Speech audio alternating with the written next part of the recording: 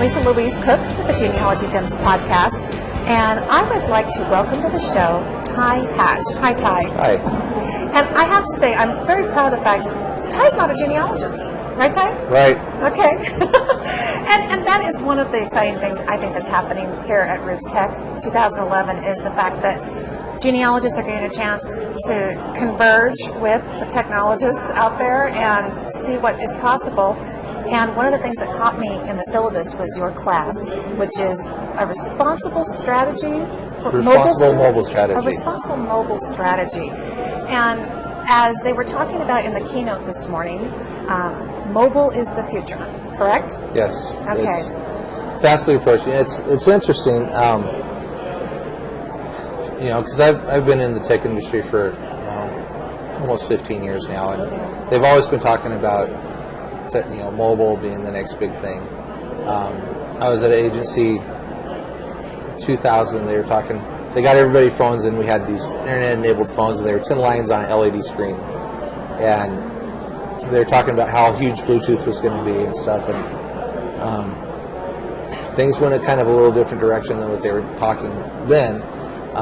They're still going there, but technology has taken a completely different path than what it was even 2-3 years ago. Do you find yourself having to constantly readjust or taking a somewhat cynical view of, okay, well, let's see if that plays out to be the next big thing, because there's always a next big thing. There always is, and at some point you reach the saturation level. Yeah. With mobile, with the explosive growth that it's had over the past couple of years, the growth just in mobile websites alone has been phenomenal. The only thing that they really can find a comparison to is like the initial growth, the initial popularity of the internet. Because when the internet first really got popular, it went from about 150,000 sites in '96 to over 2 million sites in '98, which is a huge growth. And it's it was like, I think, about 1,300% growth. The mobile web from 2008 to 2010 grew from about 150,000 websites that were mobile ready enabled to over 3 million. So the growth is outstripping what the initial desktop web was when it was first growing.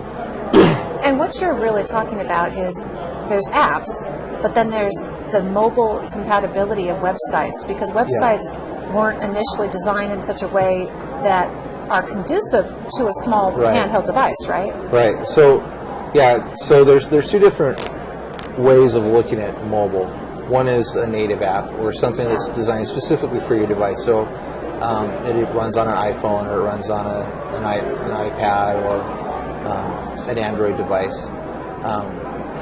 HP just announced yesterday their touchpad, which looks really nice, along with the next generation of Pre's. And that's really exciting, but more exciting than that is they're taking a much broader step. They're kind of taking an Apple step with what they're doing with WebOS, which is really exciting, and for them, I'm sure, a little scary too. Yeah. But with what the touchpad is, the WebOS looks beautiful on the touchpad. I was hoping that we'd hear more about it this morning, but we didn't.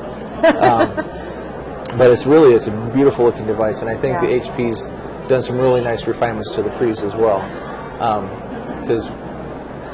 But again, it's all this information in your hand.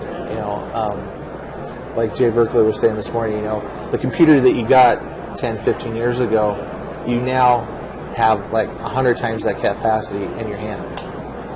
It's phenomenal. And I've been thinking about all of these apps that are coming out. And I have an Android app and an iPhone app for my show.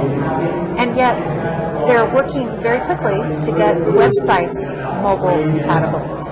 Are apps going to last the long haul?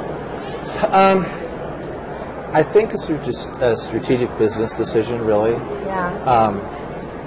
Because, I had a conversation with the guys from Genie.com, and, they just released their API, and they were working on getting a native app for the iPhone.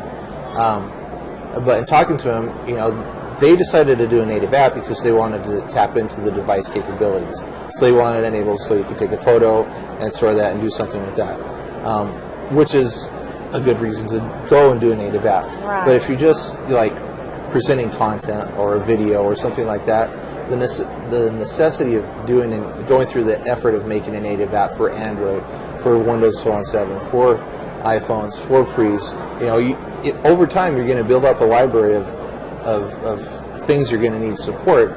Yeah. And when you go and you just make your website accessible on a mobile device, you only really need to worry about maintaining the different device classes that you support. So I think it will survive long term, but it's going to be more strategic with what is being done with that particular app.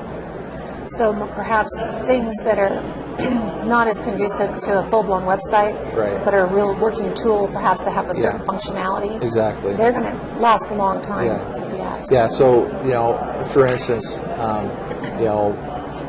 taking a genealogy spin-off, if I'm out in the field doing research, I'm visiting a cemetery or something like that, and I find an ancestor's gravestone, I'll pull out my phone, I'll take a picture of it. Right. And I'm going to want to have it geotagged. I'll probably want to upload it somewhere. I'll probably want to write some documentation. And so being able to have that capability in your pocket is fantastic. Yeah. I mean, the possibilities for that are just really exciting.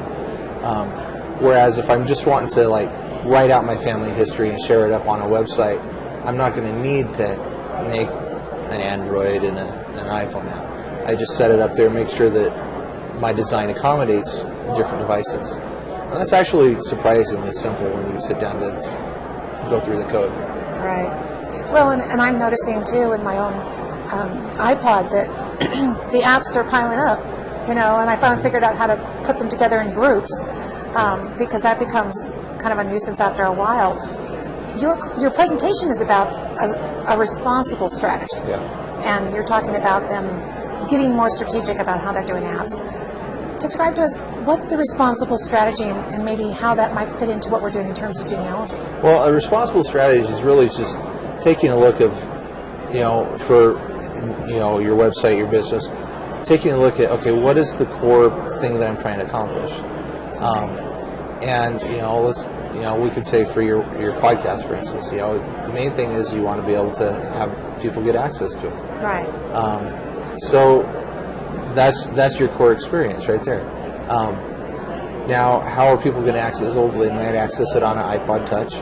They might access it on an iPhone or an Android device. Right. Or they might just want to go to the website or on an iPad. So, really understanding your audience, the people that are going to be using what it is that you provide, is really key, and what they're looking to do. There's a really famous quote from Henry Ford saying, if people, if you asked people what they wanted, they would have said they wanted a faster horse. So true. Because people had no concept what the automobile was. Mm-hmm. You don't know what you don't know. Exactly, Yeah. and just HP's announcement yesterday, coupled with the huge, enormous success and popularity of the iPad, shows that a lot of basic computing needs are going to be going to this sort of tablet form factor, which is really exciting and really scary for a lot of people. I mean, because you have a whole industry that's set on the desktop. Yeah. Most of the people that are here at the conference they have their old computer that their grandson bought them 10 years ago, and that's what they do their family history with. Well, I even have a laptop that's only a year old. I finally got down to a smaller size. And I was on the plane flying over here from San Francisco, and the guy in front of me decided to kick back and put his chair back just the 2 or 3 inches it could go. And I literally had the laptop here, and I was trying to work on a presentation. And I thought, this is crazy. I need an iPad or an HP or something that would be... Something you can just sit there. Because then I could have turned to the side, and then I could do, but as it was, it had the screen, and it was all dictating to me how I could position myself to work. Yeah, the form factor is going to become a huge difference. The ease of use and the comfort. When I first saw the iPad, I'm like, I'll be able to sit on the couch and watch Netflix. The Moore's law of technology changes every 18 months. Right. In the mobile space, things are changing on a daily basis. I mean, there's conversations. There's people are trying to figure it out. The one kind of common thing that I've seen is everybody agrees that mobile's important. Right. That's a given. Everybody's like, mobile is it. Mobile is what we got to do. The big elephant in the room is, okay, how are we going to do it? Because we have thousands to millions of dollars sunk into this desktop web experience that we have. How in the world are we going to create this mobile effort? Do we want to do a native app, or do we want to like rethink everything and build from the ground up with mobile? Well, do you ever worry that here we started with our little 10-inch black and white when we were kids, and the big thing was if you could get a big color console TV, you were going. And now everybody wants their big flat screen. And yet now we're shrinking back down from laptop to iPad to hand. Yeah. Do you ever worry that somehow there's going to be a point people say, I don't want anything this small. Bigger is better again. Yeah. I don't know. I think, people have kind of given the Galaxy Tab a bit of a hard time because of its small form factor. And I kind of agree with that. I think... A little too small? Yeah. I think it sits in the middle too much. Because like when you have, with the form factor of an iPhone, it's right there. You can do what you need to. You can get the basics, and you can communicate with people.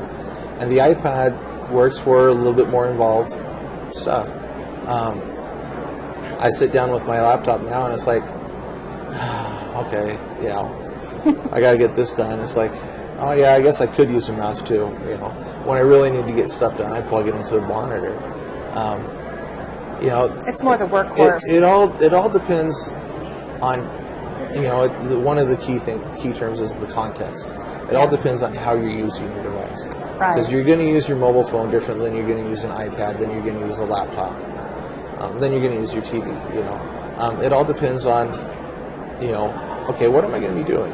What's the task that I'm going to be doing? Am I going to be watching video, or am I going to be trying to write something, tapping with my thumbs, or am I going to want a little bit more immersive experience?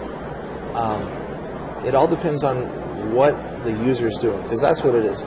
Mobile users are more task-based, more focused on getting something done, finding something and going and getting it done.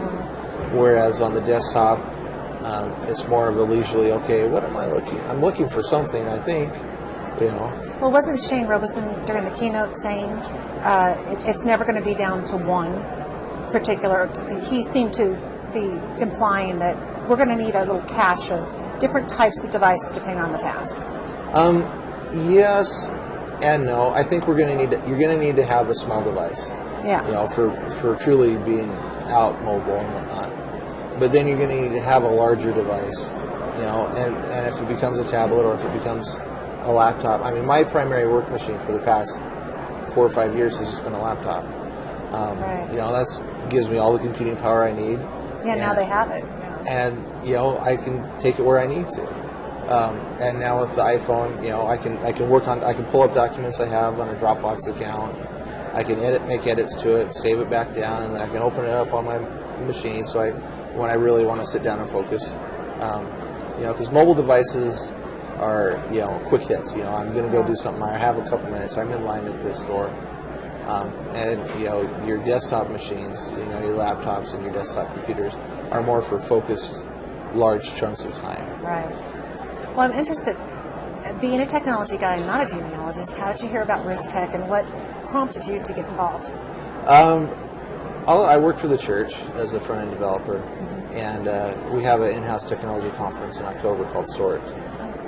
And they contacted me saying, hey, you'd like to give a presentation at Roots Tech? Sure, why not? Cool.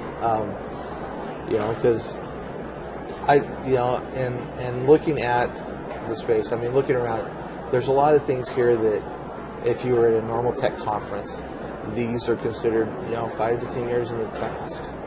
A lot of things are other things now. There are some really cool things out here. Just looking at the document scanning capabilities and things like that. There's some awesome technology. But when you look at it from a technology standpoint of like, okay, I'm developing technology or I'm trying to communicate, what is there? And, I did a quick kind of bird's eye view of the space just for fun. I pulled up every website that I knew of that had a web, every, footnote, ancestry, family search, look and say, okay, who is anybody playing well in the mobile space?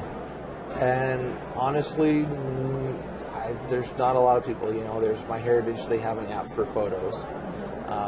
Ancestry has an app that they've just updated this week that looks pretty good. Looks pretty nice. There's a few others. But there's nothing. The opportunity in the mobile space in genealogy is huge because it's kind of a big void because everybody's worried about, okay, I want to show my pedigree, I want to show my family tree, and it's like, you can't show that on a screen that's this big. But there's so many other things that we could do that maybe we haven't even thought of that would be well suited. Well, you can go visit sites. You can go out and you can do field research. You can find dates and locations, geotag stuff. Right. Put in information like, oh, hey, I found this and it was here, and communicate with other people. Yeah, you can collaborate and communicate and do more stuff that way, which is actually pretty cool.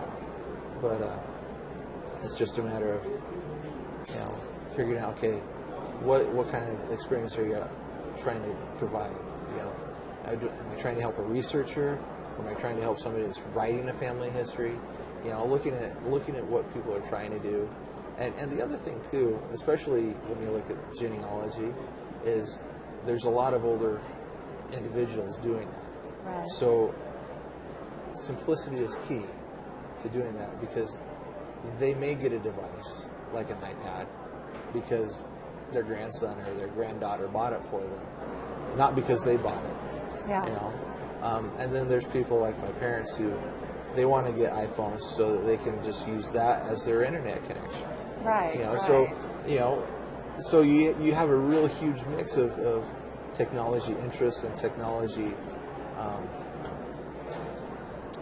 capabilities. It's a lot more stark in this industry because there's people that just love writing down notes and doing the research, looking through the microfilm. Yeah. And then there's other people like, oh, we got to get that online and trying to figure out how to do that. And then there's people that are like, who cares? I got 5 volumes of family history. And those people will be changing over the next 5 years, 10 years, and then the new folks coming into it. I think we're all hoping younger people will get more interested if we can facilitate that through some interesting technology. But the key really is thinking about that mobile experience first. Right. Making sure that you know what's this core experience you're trying to offer, and then building up from that. Because once you have a baseline established, you can say you can progressively enhance that baseline. You can say, okay, well, first I just want to be able to search for something, and now, well, I can do that now. But if they're on this kind of device, I want to be able to let them do this because they can. And if they're on this, they can do this stuff as well. And so thinking through how you do that, because really a responsible mobile strategy is just your strategy, and mobile is a part of that. Cool. Well, I really appreciate you coming and talking with us today about it because I think we're going to be seeing a lot more out there. I look forward to your presentation, and thank you so much for being on the podcast. Thank you. Appreciate it.